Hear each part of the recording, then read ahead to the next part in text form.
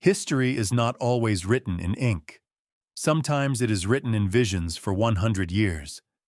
The people of Jamaica and the African diaspora have held on to a promise made by the Honorable Marcus Mosiah Garvey. We all know the famous prophecy, "Look to Africa, when a black king shall be crowned, for the day of deliverance is near." We have chanted these words in our churches, in our schools, and in our rallies. But what if I told you that this was not the only thing Marcus Garvey saw? What if I told you that there was a missing page, a page that was not published in the Negro World newspaper, a page that was not recited in the public halls of Harlem or Kingston, a page that was considered too dangerous, too specific, and too terrifying for the colonial powers of 1928 to allow into the light for decades? Rumors have circulated among the elders of the Pan-African movement about the lost diaries of Marcus Garvey, written during his final lonely years in London, when his health was failing, but his spiritual vision was sharper than ever. They say that in those final moments, the veil of time was lifted for him. He didn't just see a vague king, he saw a face, he saw a uniform, he saw a name. Today, the silence is broken. New documents unearthed from the dusty archives of a private collection in London suggest that Garvey's vision was far more precise than we ever dared to imagine. He spoke of a young soldier. He spoke of a land of upright men, and chillingly, he penned a name that sounds hauntingly like Ibrahim. Why is the political elite in Kingston trembling today? Why is Andrew Holness trying to distract you with IMF loans and road projects? Because he knows that if this prophecy is true, his time is up. He knows that he is not the leader Garvey promised. He knows that the spirit of Garvey has skipped over Jamaica's parliament and landed in a military camp in Burkina Faso in this video. We are not just reading history. We are decoding destiny. We are going to open the lost diary. We are going to connect the dots between 1928 and 2026. And we are going to answer the question that is keeping the Western world awake at night. Did Marcus Garvey predict the rise of Captain Ibrahim Traoré? Buckle up. The truth is about to rewrite your reality. To understand the prophecy, we must first understand the state of mind of Marcus Garvey in 1928. He was a man betrayed. He had been deported from the United States, hounded by the FBI, and abandoned by many of his former allies, who were paid off by colonial governments. He was sitting in a cold room in London watching the world descend into chaos. But Garvey was not defeated. He was meditating. He was writing. Historians have always noted a shift in Garvey's tone during this period. His writing became less about political organization and more about spiritual inevitability. He started writing about the cycle of 100 years. He wrote about the sword of truth coming from the Sahel, but these specific writings were never mass-produced. They were kept in personal journals passed down through a small circle of loyalists who believed that the world was not yet ready for the full revelation. Why were these diaries hidden? Look at the context. In 1928, Africa was completely colonized. The idea of a young, defiant African soldier standing up to France America and the UN was not just impossible, it was unthinkable if Garvey had published a text saying a young captain will rise from the upper Volta and crush the empire. He would have been labeled insane or worse. The colonial powers would have hunted down every young lineage in that region to prevent the prophecy from coming true. So the diary went underground. It became a whisper, a legend. Until now, the leaked excerpts that have surfaced this week describe a figure who would emerge when the world is on the brink of a third great fire. Look around you, are we not on the brink of World War III? Garvey wrote that this figure would not be a politician in a suit. He explicitly rejected the men of words. He wrote of a man of iron, a warrior of the Red Earth, when you look at Ibrahim Traoré. What do you see? You don't see a politician. You see a soldier. You see the Red Beret. You see the red soil of Burkina Faso. The imagery matches perfectly. But it is the specific linguistic clues in the text that turn this from a coincidence into a miracle. Let's look at the text itself. The diary entry, dated November 1928, reportedly contains a passage where Garvey struggles to write down a name he hears in his vision. He writes, "I hear the name of the prophet." Not the prophet of the desert, but the prophet who was ready to sacrifice his son for the truth. A name of faith, a name of the Father. I see the initials IT etched into the stone of a liberated city. Let's break this down.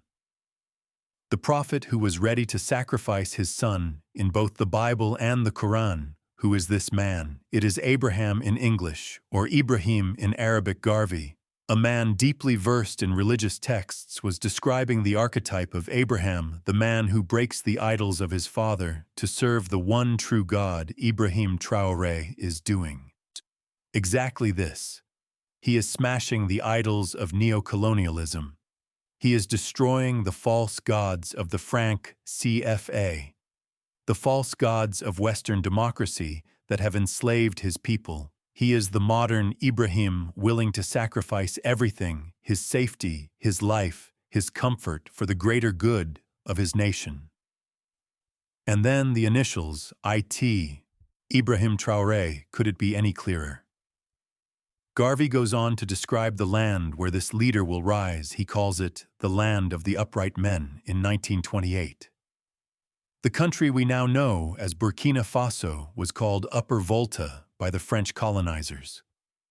The name Burkina Faso literally translates to land of incorruptible people, or land of upright men. This name was not given to the country until Thomas Sankara changed it in 1984, 56 years after Garvey wrote his diary.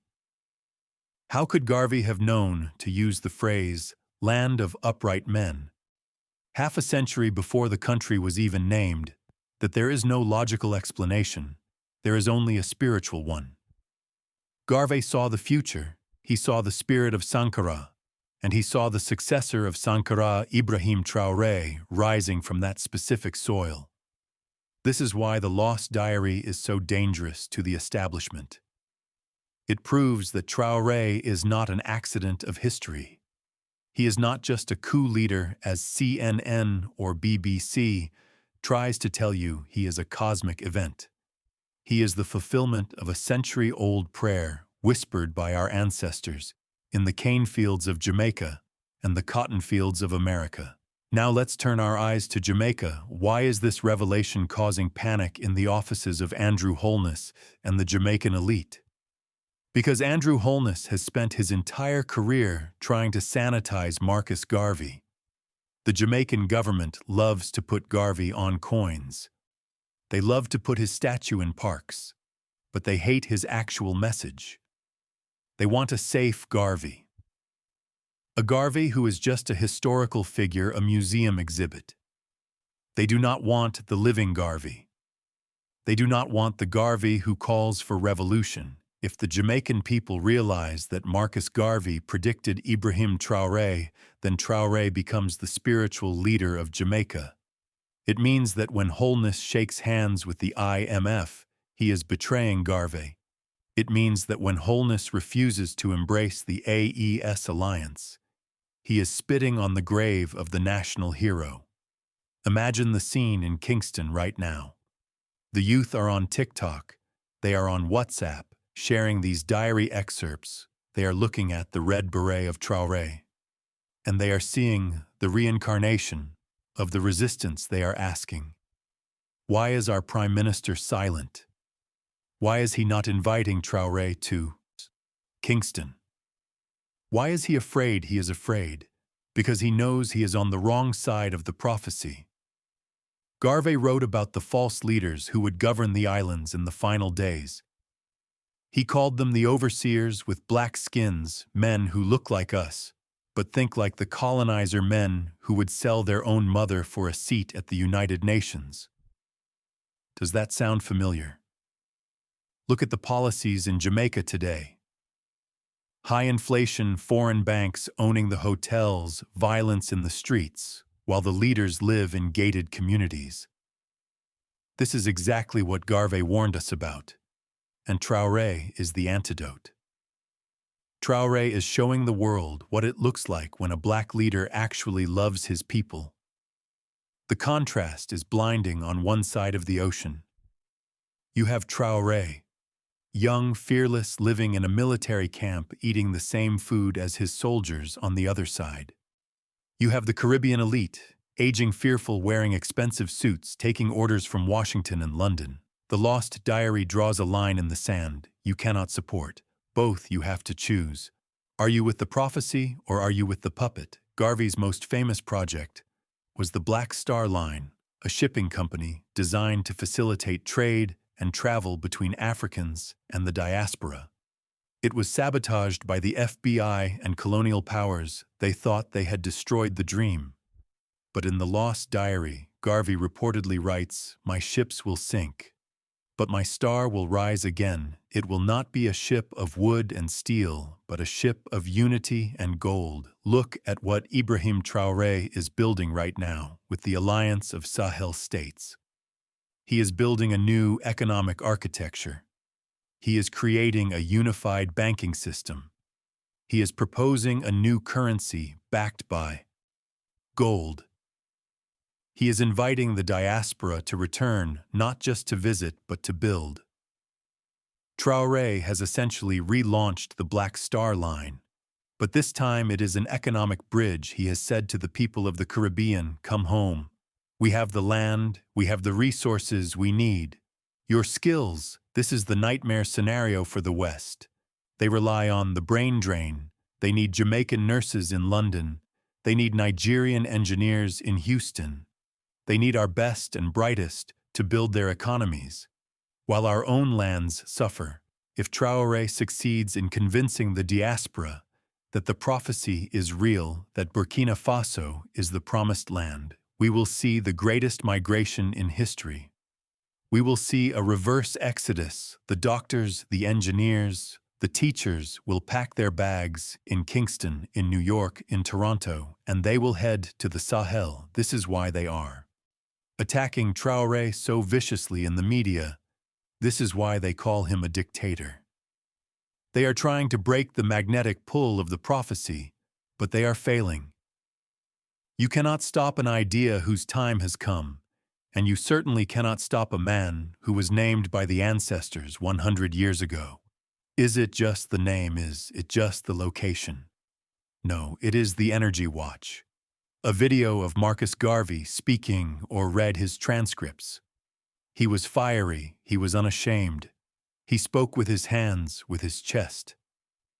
Now watch a video of Ibrahim Traoré giving a speech. Watch how he scolds the lazy bureaucrats. Watch how he talks to the Western diplomats without blinking. The vibration is the same. It is the vibration of sovereignty. Garvey famously said, "Up, you mighty race, you can accomplish what you will." Traoré says, "Slave no more." It is the same voice echoing across a century. And let's look at the Red Beret in spiritual symbolism. Red is the color of blood, of fire, of sacrifice. It is the color of Shango, the warrior deity Garvey often spoke of, the baptism of fire that was necessary for liberation. Traoré wears this fire on his head every single day. He is a walking symbol of the conflict that Garvey predicted.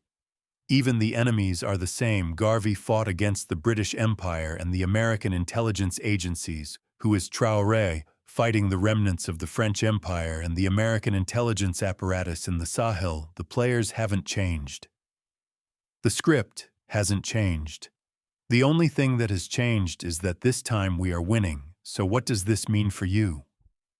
What does the discovery of the lost diary mean for the man watching this in Montego Bay or the woman watching this in Brooklyn? It means that you are living in biblical times. It means that the confusion you feel, the chaos in the world is not random. It is the birthing pains of the new world that Garvey saw. It means that Ibrahim Traoré is not just a politician. You can scroll past on your feed. He is a test. He is a test for every black man and woman on this planet. He is asking you, do you believe in our power? Or do you still believe in the master? Andrew Holness has failed the test. The Caribbean leaders who are sending police to Haiti to do the white man's dirty work have failed the test. They have read the diary of the oppressor. Not the diary of the prophet, but you have a choice. You can choose to align yourself with the energy of the future. You can choose to support the AES. You can choose to demand that your government opens diplomatic ties with Burkina Faso. You can choose to be on the right side of history. The lost diary ends with a warning. Garvey writes, "Those who ignore the star when it rises will walk in darkness for another 100 years. Do not walk in darkness. The star has risen. His name is Ibrahim. His land is the land of upright men, and his mission is your freedom. The diary is no longer lost. It is found. The question is, are you found or are you still lost in the illusions of Babylon? The truth is out. The connection is undeniable. Jamaica. Are you listening? The captain is calling. The ancestors are watching.